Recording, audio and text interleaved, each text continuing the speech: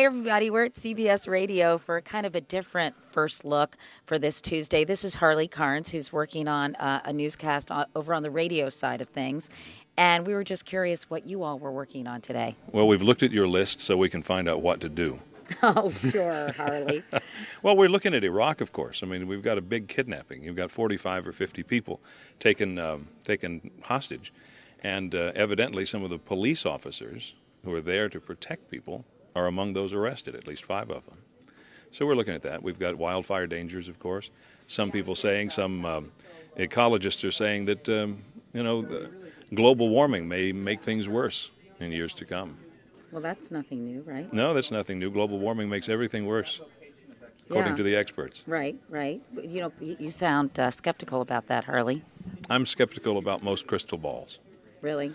Yeah. I mean, we look into our future and we figure out, we think that we know so much about what's going to happen, and then we get there and we look back and we go, wow, we weren't right. But sometimes when you do ignore things, you do so at your own peril. And most scientific researchers and experts do agree that global warming is real, contrary to what some people say, that it's not even an agreement within the scientific community, because it is, in fact, something that all the major scientists agree on. I guess it's what should be done about it and how quickly it's happening is a source of disagreement, but...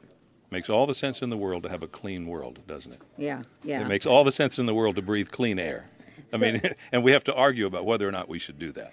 Obviously, when we're picking some good stories, oftentimes we'll say there's some great video of this. Sure. So we need to do it.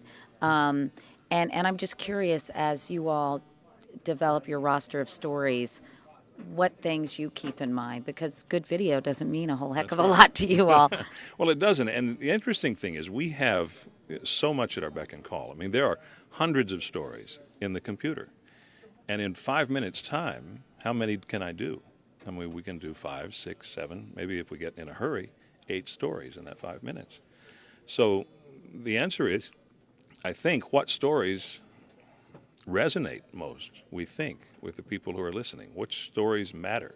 I once worked for a news director who had a big sign on the wall that said, "Who cares?" And the question was, who cares about the story? And if the answer was no one, then we'd probably not want to do the story. Right. So I guess that's the first thing that most of us think about. Some things are obvious. You're not going to ignore the election. Right. You're not going to ignore a tragedy of any sort.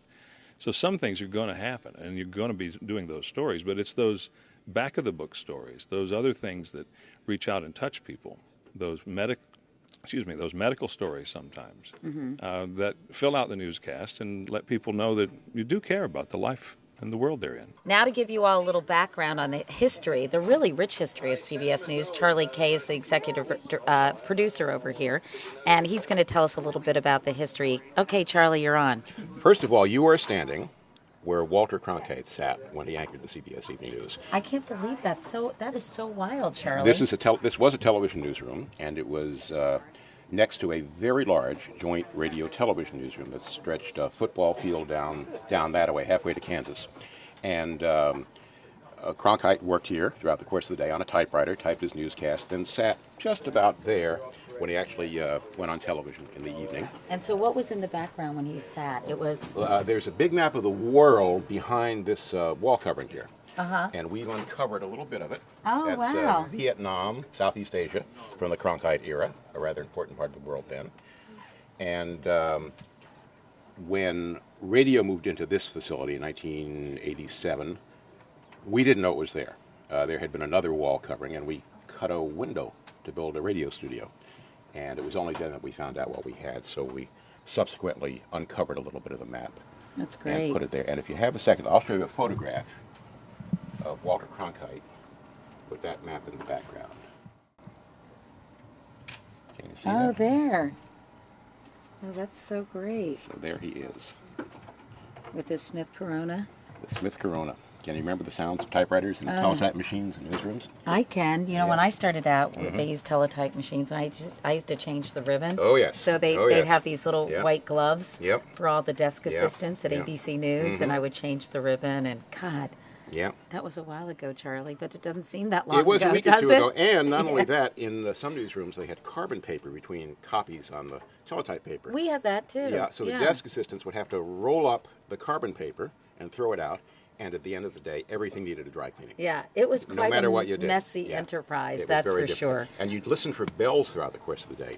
4 bells would mean an urgent story was crossing on a wire, and 5 bells would mean a bulletin was crossing on a wire, and 10 bells was a flash, and that was the end of the world, if you ever heard that. So people would rush to the teletype machines to take a look at it. But tell us a little bit about radio itself. Obviously, it's impressive that Walter Cronkite did the news from here, but before television existed, CBS radio was so important. Yes, it was. The whole history of broadcast journalism in America goes back to CBS News and the very first radio programs.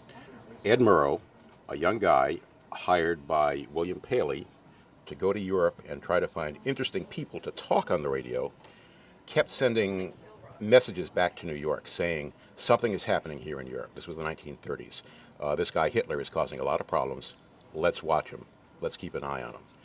And he wanted to do programming to that, and the folks in New York were not too receptive to that. Then in Typical. Right. Then in 1938, Hitler invaded Austria, and Murrow continued to badger William Paley, and finally Paley said, okay, we'll do one newscast. Really, there had not been such a thing as a newscast on the radio before then. We'll do one newscast. So what was there if there weren't newscasts? There were commentators. There were people who offered their opinion on the news. There were staff announcers who read news headlines. But there really wasn't a lengthy newscast. A newscast where an anchor sat in a studio and switched to reporters in the field. That concept had not yet been invented. So on March 13th, 1938, Murrow finally got his way. Paley caved. They did one newscast. Robert Trout, a nice young staff announcer in New York, anchored the broadcast, switched to Ed Murrow and other hastily hired reporters in Europe, and they covered the Nazi invasion of Austria. This is Edward Murrow speaking from Vienna. It's now nearly 2:30 in the morning, and Herr Hitler has not yet arrived. No one seems to know just when he will get here, but most people expect him sometime after 10 o'clock tomorrow morning. It's of course obvious after one glance at Vienna that a tremendous reception is being prepared. Now the phones lit up. People loved it. They thought it was the greatest thing they'd ever heard. So they did it again. And then they did it again. They didn't love the content. They didn't love the content, but the concept of hearing voices of people who are actually watching the news was really an interesting concept to a lot of people. So the program was so successful, they did it the next night and the next night and the next night, and it's still on the air today. It's the CBS World News Roundup, which is on every morning at 8 o'clock Eastern Time, 7 o'clock Pacific Time, and it's been on the air since 1938. Isn't that amazing? It really How do you is. see radio changing? You know, we always talk about new media and the internet and all that. Are you all wrestling with the same issues, or is radio in some ways immune to that competition because of its very nature? It is because not you can't immune. really, but you can't really be looking at your computer while you're driving, right? You cannot. But instead of listening to the radio, you can be listening to an iPod, you can be listening to satellite radio, and someday I think you can be listening to a radio over a cell phone. So the business is changing very, very quickly. How are you all dealing with it? Well, we're doing podcasts, as is the television side. We're looking at opportunities to provide content to other emerging technologies. We produce the content. We're the journalists. We're the experts on that. We're the writers and the reporters and the correspondents. And perhaps we can take that same base of information and give it to people in other means. Just for me, and you've been in the business just a bit longer than I have, but my head sometimes feels like it's spinning when I think about how this whole medium has changed so dramatically. Sure. I remember it was not all that long ago when the radio stations that make up this radio network were connected by essentially telephone lines.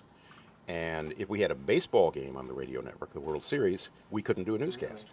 Now we can do 12 different programs at the same time. They're all on a satellite, and the radio station just picks whatever it is it wants. The wonders of modern technology. All right, well, you better get back to work, Okay. right, Charlie? You bet. Thanks so much. You bet. See you later.